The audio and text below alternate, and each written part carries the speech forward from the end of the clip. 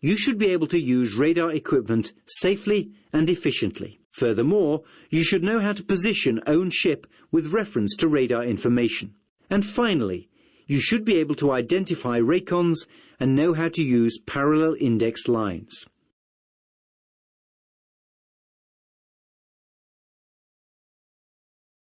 The radar picture provides a picture of the ship's surroundings as seen from the scanner. The 5 words, "as seen from the scanner," are very important. Always remember that the radar cannot see what you could not see if you were up by the antenna. Some reservation should be made for the fact that the radar horizon is 8 to 10% beyond the optical horizon, and that the radar can see both in darkness and in fog. Only long training and experience can teach you to interpret the radar picture quickly and correctly, and to identify different targets. Using radar to assist navigation can be a particular advantage in the following circumstances: making landfall, coastal navigation, pilotage. Click on the buttons to learn more.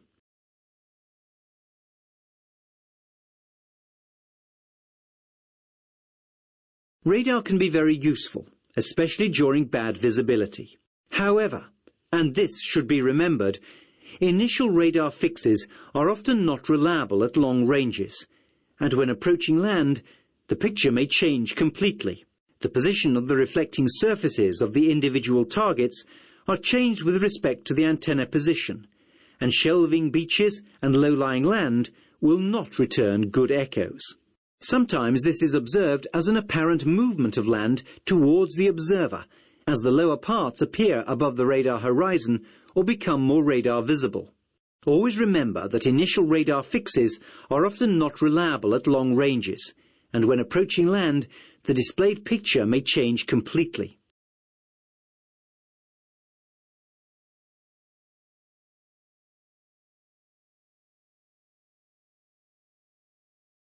Better use of the radar as a navigational aid can be made near the coast.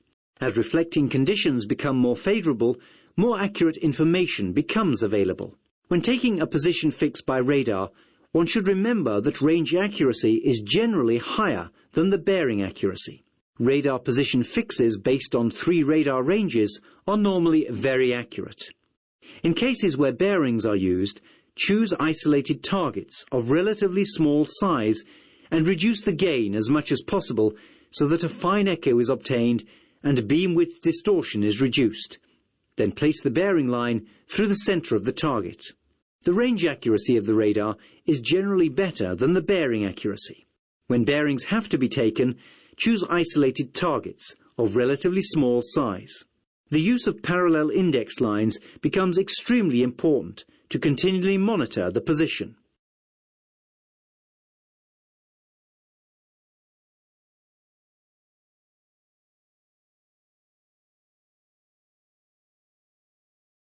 For navigation in narrow waters, radar is a great device, especially during reduced visibility. Though the ship's position should be regularly plotted on the chart, the radar can provide information between plots. A short range must be used, occasionally switching to long range for better overview. The existence of radar shadows caused by structures on own ship must be kept in mind at all times. In narrow channels, rivers and so on, it is difficult to distinguish between the echoes of buoys and ships. Local knowledge and the reduction of gain to provide greater definition can offer assistance. The chart must be thoroughly studied for radar echoes, especially the echoes of buoys. This makes it easier to pick out echoes of ships and other moving objects.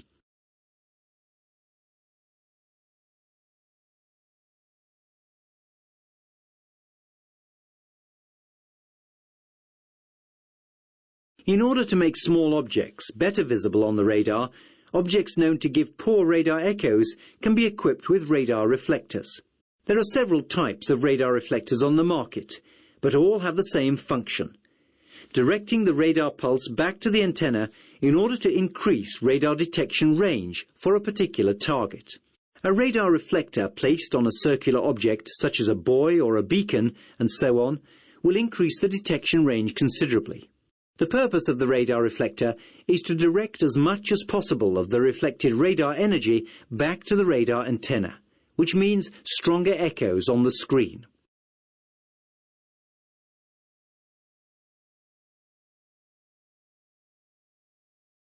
In order to obtain positive identification of radar targets, beacons transmitting radar pulses, or raycons, have been established. A raycon is a radar transponder, which emits a characteristic signal when triggered off by a ship radar transmission. A raycon signal appears on the PPI as a radial line originating from a point just beyond the position of the radar beacon. The line is often divided into dots and dashes, forming a Morse code signal. Raycon provides both bearing and range information of the target. Some raycons used by the maritime industry may be triggered by X-band radars only, and this should be verified during the passage planning. The use of radar interference suppression controls may remove the raycon signal, and these should be switched off.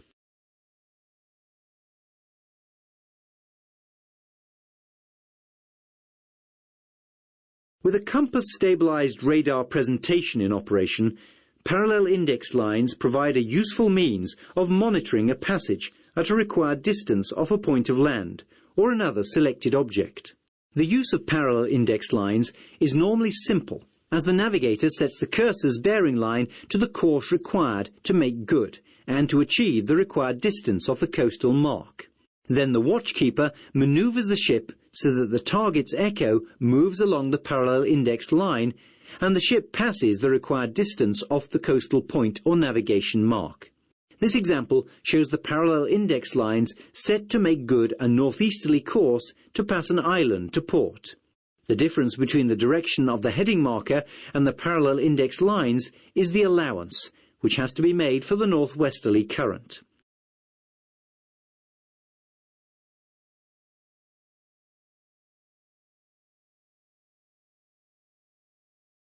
Remember that the radar is only an aid to navigation. A radar is only as good as its operator. The settings of the controls should be continually checked and monitored. The detection of other ships is not the complete requirement for anti-collision. They should be plotted either automatically or manually. Acting on scanty information is contrary to the collision rules. Experience is only gained by continually using the radar and by asking more experienced operators when in doubt. Never forget to look out of the window. There is never a replacement to the human eye. In reduced visibility, proceed at a safe speed, and this may be slower with radar than without radar, but seldom will it allow it to be normal sea speed. Safe radar navigation requires the navigator to use the radar in all kinds of weather and visibility conditions as often as possible to gain experience of radar in general and the working of that radar set in particular. Colreg that the Colreg rules shall be followed by all ships. There are no exceptions for ships equipped with radar. Following the Colreg at all times is good seamanship.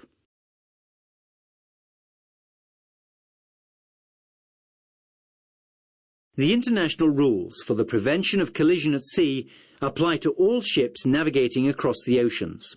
The use of radar operated by a competent certified operator does not give any special rights to that ship, but may provide additional information to make the navigator be even more careful than when navigating without radar. The use of radar provides no reasons not to follow the collision regulations completely. Every ship on the high seas should follow the collision regulations at all times and in all conditions. The ship's trade or the existing weather does not introduce any special deviations from these regulations. It is imperative to always fully comply with the international collision regulations. Radar is just an aid to navigation, but competent use can readily provide an early warning of other ships, detection of coastal marks, and possibly impending danger. It will enable actions to be taken early and positively without causing additional stress and panic on board own ship or other ships in the vicinity. Effective and careful use of the radar by competent operators can provide a safer and less stressful watch. Not following the Colregs can lead to collisions, possible loss of life, and all the associated consequences, and must be avoided.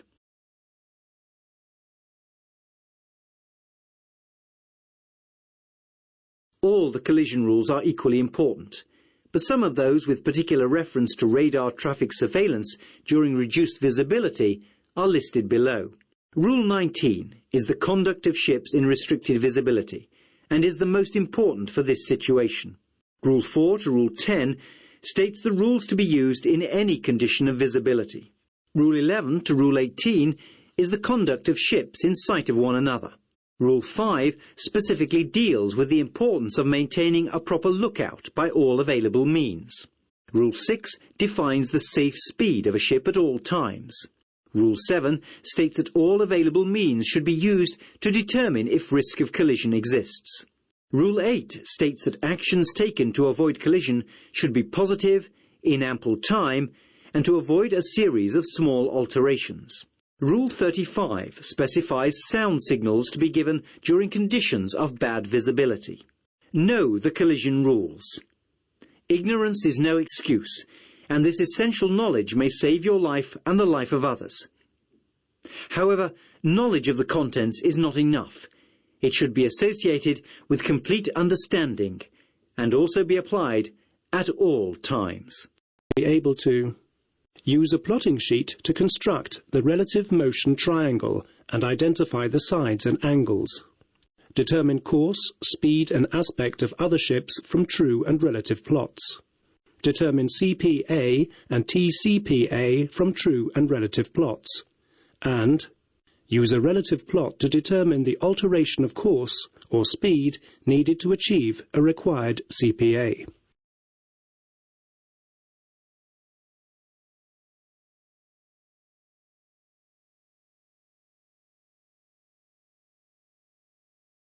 Detecting the presence of a target. Selecting targets that require closer observation.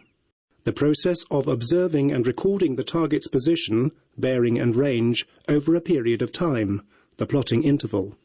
The plotting of these positions and calculation of the target parameters, CPA, closest point of approach, TCPA, time to closest point of approach, course, speed and aspect.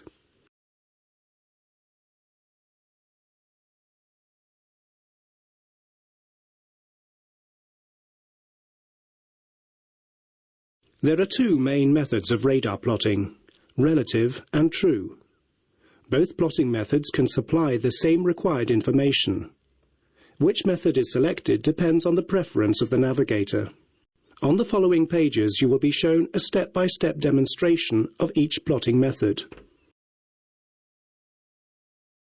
We will now go through a step-by-step demonstration of the relative plotting method and the construction of the relative plotting triangle. In relative plotting, own ship position will always be in the center of the plotting sheet. A plotting interval of 6 minutes makes it easy to convert speed to length and vice versa. One ring on the plotting sheet is equal to 10 knots. To make things a little easier, we'll say that own ship course is 0, 0, 0 degrees and speed is 10 knots. The vector in the center of the plotting sheet represents own ship course and speed. We made the first radar observation of the target at 10:30 hours, bearing 40 degrees and range 8 nautical miles. Let's name this plot O. Next we draw own ship course and speed vector so that it ends in O. The line from W to O is the first side of the relative motion triangle. One vital condition for the validity of the plotting results is that both own ship and target ship have kept course and speed for the entire plotting interval. If we take a control observation after approximately 3 minutes, we can use this to check that the target ship has not changed her course or speed. After 6 minutes we make a second plot with bearing and range obtained from the radar, and we name this A. The target echo has moved from O to A in 6 minutes.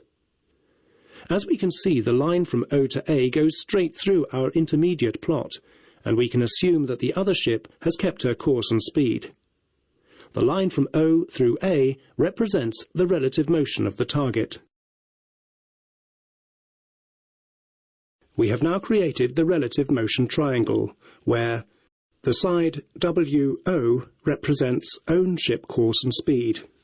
The side OA represents the target's relative course and speed. The side WA represents the target's true course and speed. We find that the target's true course is 272 degrees and speed 22 knots.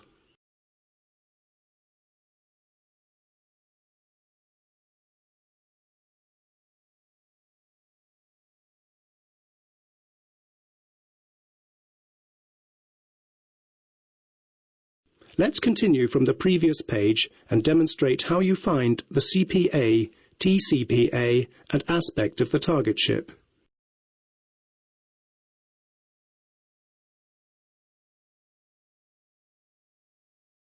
CPA, or closest point of approach, indicates a target's expected shortest passing distance. As you can see from the illustration, we find that the CPA is approximately 3.7 nautical miles. TCPA, or time to closest point of approach, indicates the expected time until the target reaches the CPA. If the plotting sheet has a logarithmic scale, we can use this to find the TCPA, or we can calculate it manually. The manual calculation of TCPA is as shown. The distance, 4.8 nautical miles, is measured from point A to the CPA. The speed of 23 knots is the relative speed found by measuring the length of the line OA. We then have to multiply by 60 to convert the result from hours to minutes. The aspect of the target appeals to a lot of navigators because it closely relates the visual scene to what is available on the radar. It answers the question, which sidelight would be visible if seen out of the wheelhouse window? Therefore, the calculated aspect can be a very useful piece of information required from plotting.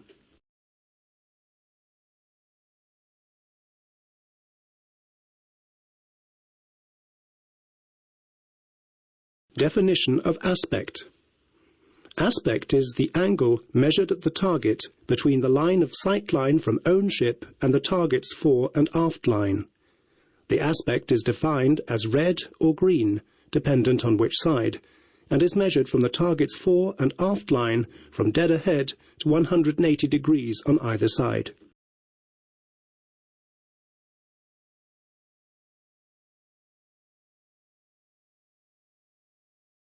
In true plotting, own ship will move across the plotting sheet as opposed to relative plotting, where own ship always will be in the centre. You will now see a step-by-step demonstration of true plotting.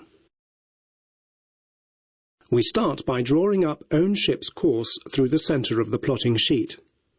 Then we make a plot of own ship, somewhere on that line. This point represents own ship position at 1150. At 1150, we take the first bearing and range of the target. We plot the bearing 45 degrees and distance 8 nautical miles from own ship position. Before making the second plot, we have to move own ship forward a distance of 1 nautical mile, corresponding to the distance travelled in 6 minutes. From this position, we can make our second plot of the target. At 1156, we take the second bearing and range of the target. True bearing 38 degrees and distance 7 nautical miles. By drawing a line through these two plots, we will get the target's true course directly. The distance between the two plots represents the target speed. To find the CPA and TCPA, we have to construct the relative motion triangle. Since we know the target's true course and speed, we can find its relative motion by drawing a line representing own ship course and speed. This line represents the target's relative course and speed. As you can see, we have now created the relative motion triangle, but this time the relative motion side was the unknown. Now you can find the CPA and TCPA. True plotting does not have to be done on a plotting sheet. You can just as well use any piece of paper or plot directly in the chart. It is, however, important to use a suitable scale for the task. We can get the exact same information from true plotting as from relative, and it is up to the preference of the navigator which method is used. One vital condition for the validity of the plotting results is that both ships have kept their course and speed the entire time between the two plots. We can never know if the other ship has changed her course or speed, so we must use more than two plots in sequence in order to check for this.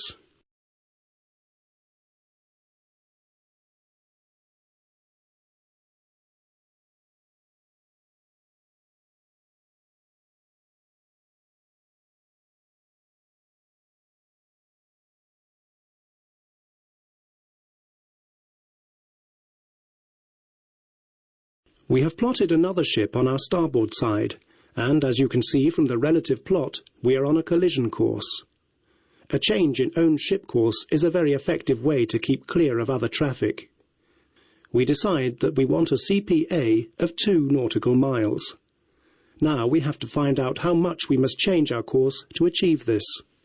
Let's say we need 3 minutes to do the actual plotting, so we have to move the target forward a distance corresponding to 3 minutes.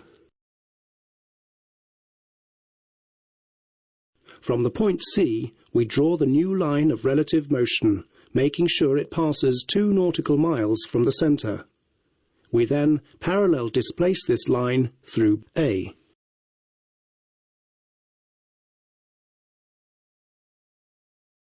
To find our new course, we have to alter the direction of own ship course vector so that it closes the new relative motion triangle.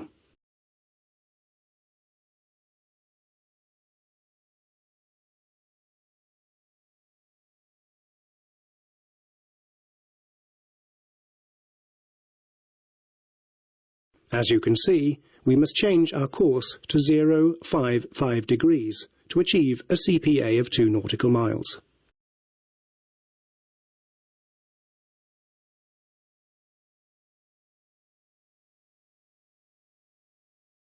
Let's start with the same plotting situation as on the previous page, only this time we want to use a speed reduction to achieve a CPA of 2 nautical miles.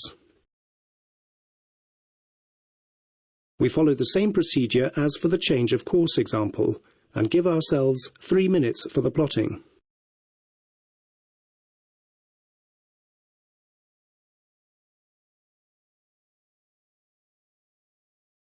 This time we just change the length of own ship vector until it closes the new relative motion triangle.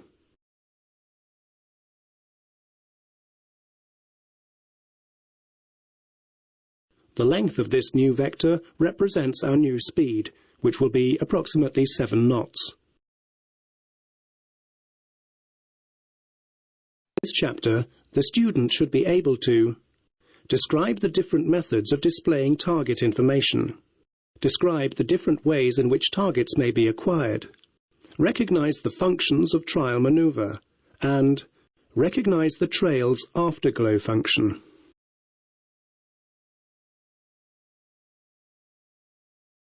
The ARPA radar can present the calculated target information in several ways.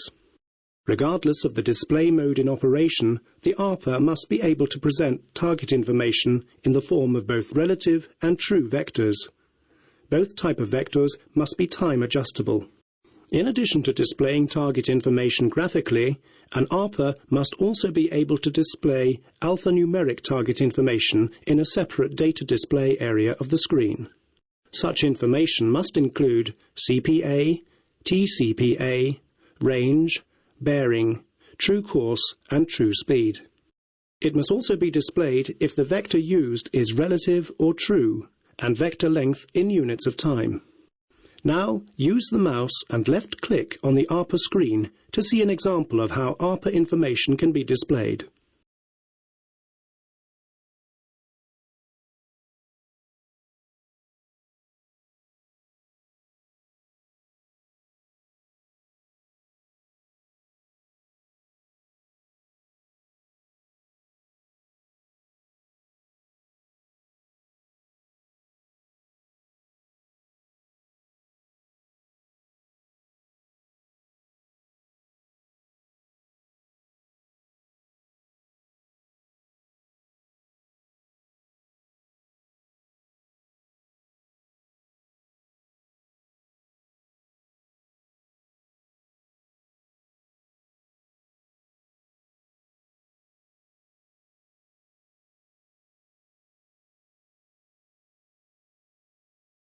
ARPA systems today have two basic acquisition methods: manual acquisition and automatic acquisition.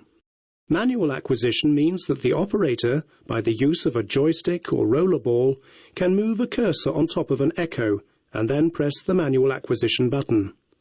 The acquired echo is then marked with a symbol, and after a short period of time, normally less than 60 seconds, the operator is presented with the calculated target information. Move your mouse cursor inside the area of the radar screen and click the left mouse button to acquire a target.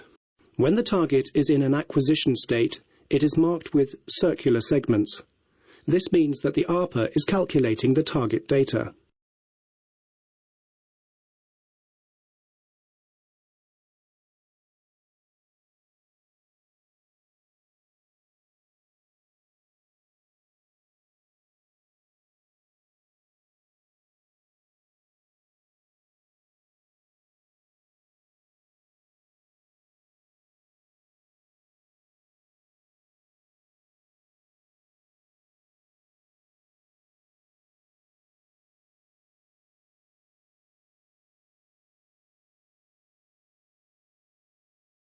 The most common method for automatic acquisition is the use of guard rings. Normally, 2 rings are available. The operator can specify the range and bearing of each ring, or at least one of the rings, and place them around own ship.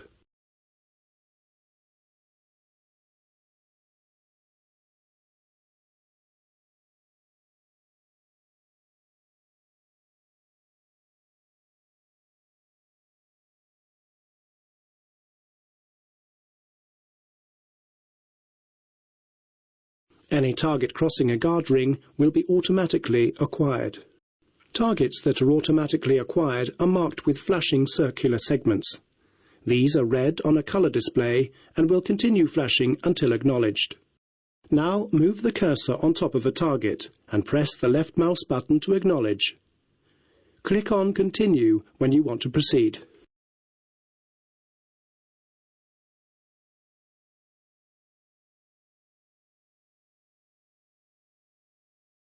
It is important that the operator understands the limitations of guard rings. A target first appearing closer than a preset guard ring will not be acquired, since it has to pass through the area of the ring to be automatically acquired.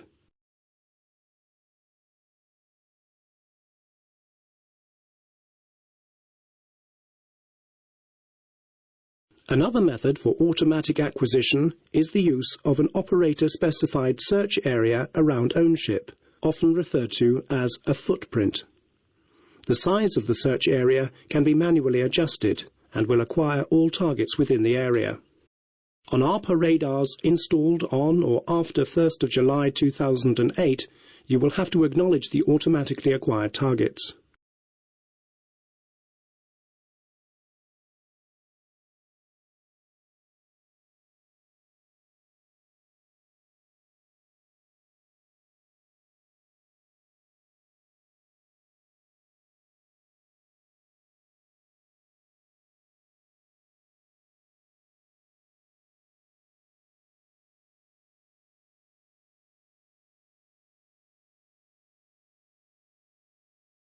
The last method for automatic target acquisition is the zone acquisition. This is a method where the operator can specify a number of areas of inclusion or exclusion zones. Targets within an exclusion zone are automatically acquired, while targets within an exclusion zone will not be acquired.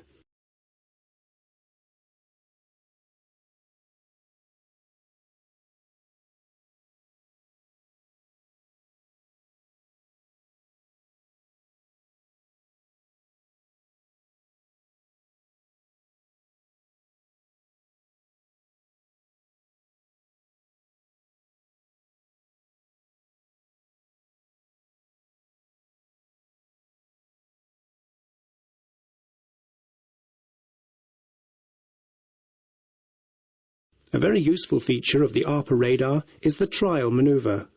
This feature allows the operator to try out various maneuvers of alterations of course and speed, and then decide which option will give the safest clearance from the other targets in the vicinity. The trial manoeuvre is performed by feeding the system with the following information. Time to manoeuvre, the predicted time until you plan to execute the manoeuvre. Trial course, the course you plan to execute. Trial speed, the speed you plan to execute. The trial manoeuvre calculations are based on relative vectors and assume that no target manoeuvre occurred during trial time.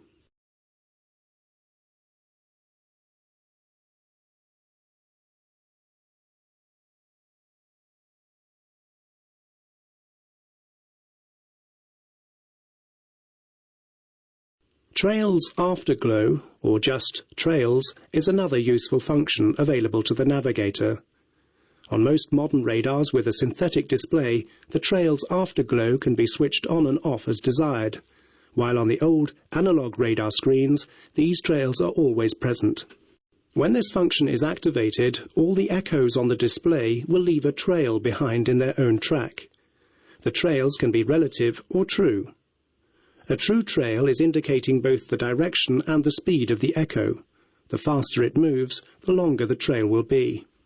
In areas of disciplined traffic, like a traffic separation scheme, TSS, the trail functions in true mode will give a good picture of the traffic, but without the cluttering of the screen with vectors.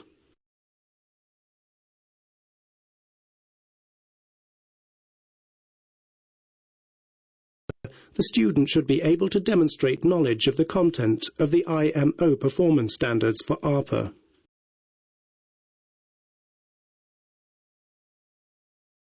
The IMO performance standards for ARPA are given in IMO Resolution A823, brackets 19, end of brackets, adopted in November 1995. All operators of ARPA are requested to have basic knowledge about the content of Resolution 823. We strongly recommend you to study this resolution thoroughly in order to obtain a good overview of the IMO requirements.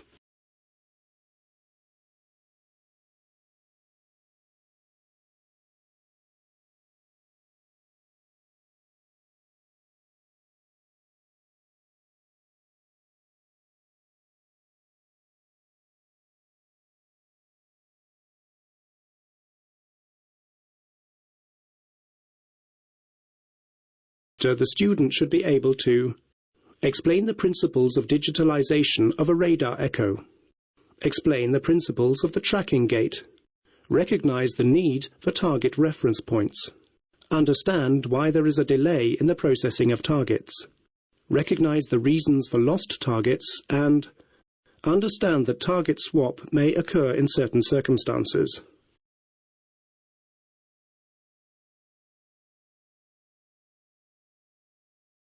The radar echoes that are visual on a traditional radar display are often referred to as video signals.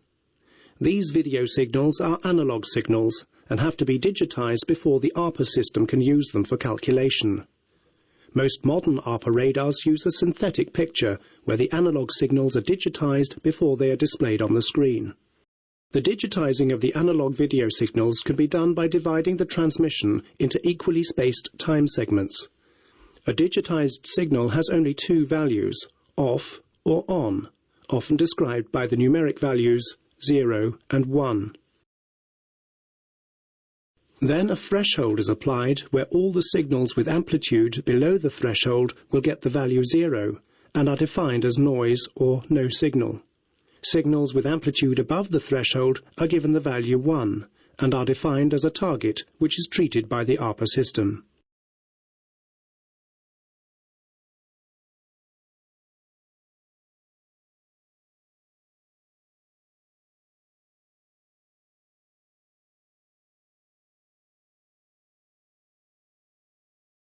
The echo return is a weak signal and is intermittent.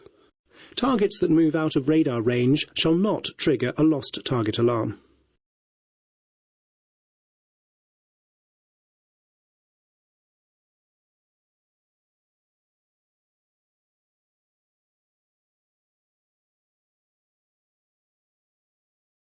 Of the tracking gate will depend on the steadiness of the situation and the amplitude of the signal. When the tracking has been consistent for a while, the gate is reduced and kept as small as possible, just sufficient to see the target. This is important because if the window is too large, another target nearby could become confused with the target being tracked and take over the tracking from the original echo, and the display would experience what is known as target swap. The understanding of target swap is very important because it can lead to confusion. Sometimes one target may finish with 2 vectors and the other target with none. Able to explain the difference between a stabilized and unstabilized radar display. Recognize the need for heading and speed input to be able to display true vectors. Explain the difference between sea and ground stabilization, and recognize the most common display modes used on an ARPA radar. There are 3 possible modes of orientation for a radar display. These are head up, north up, and course up. The original radar presentation is a picture with the radar echoes relative to the heading of own ship, head up. This is an unstabilized mode, where the picture will rotate, especially in large waves, and when changing course. An unstabilized head-up presentation will deteriorate the accuracy of the ARPA and should be avoided. To obtain a stabilized radar picture, there must be heading input from the gyro compass. This will give an azimuth-stabilized picture, where you can choose between the 2 modes, north-up and course-up.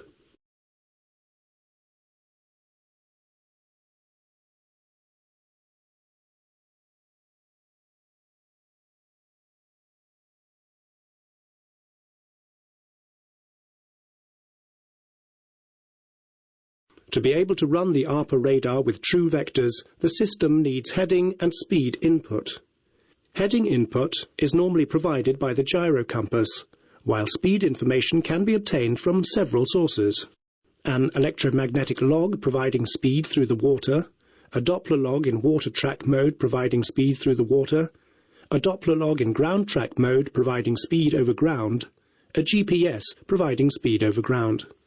You choose the source for heading and speed input when you set up the ARPA radar, but you can change this at any time during operation. It is, however, important to always be fully aware of which source that is used.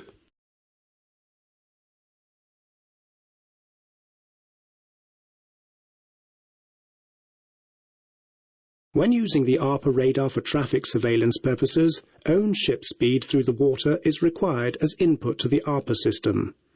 No correction should be made for current or drift. This is the only way to obtain target's true aspect when performing traffic surveillance by radar. It can be advantageous to have own ship course and speed over the ground as input when using the ARPA radar for navigation purposes. This will provide you with own ship course made good, which can be helpful for navigation, especially in narrow waters. Study the traffic situation shown to the right and click on the radar screen you think is sea stabilized.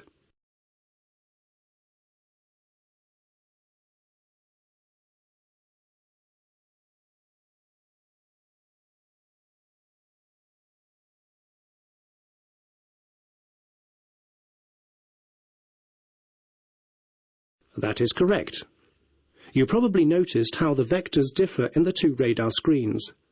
In the sea-stabilized picture, the light on our port side has a vector opposite to the direction of the current, as opposed to the ground-stabilized picture where there is no current vector on the light.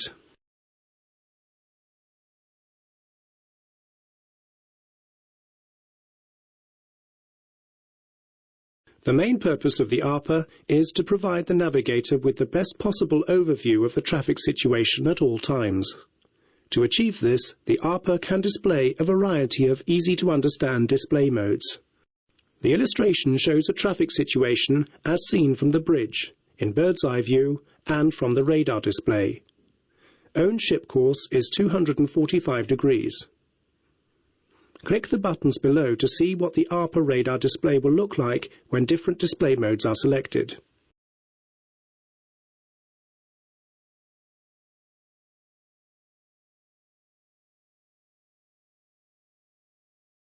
The relative motion north-up relative vector is a good presentation for navigation. It relates to the chart and can also be used for traffic surveillance, as it gives CPA immediately. True information about the targets can be found by changing over to the True Vector mode by pressing the True Vector button. It is very important to always be fully aware of what kind of presentation you are using. Be careful when mixing a true motion display with relative vectors and vice versa, as this can lead to misinterpretation of the displayed information. In a relative motion presentation, own ship's position is fixed, and the movement of the targets is shown relative to own ship. The echo of a stationary target in the water will move across the screen with a direction reciprocal to the heading of own ship, and with the same speed rate as own ship speed through the water.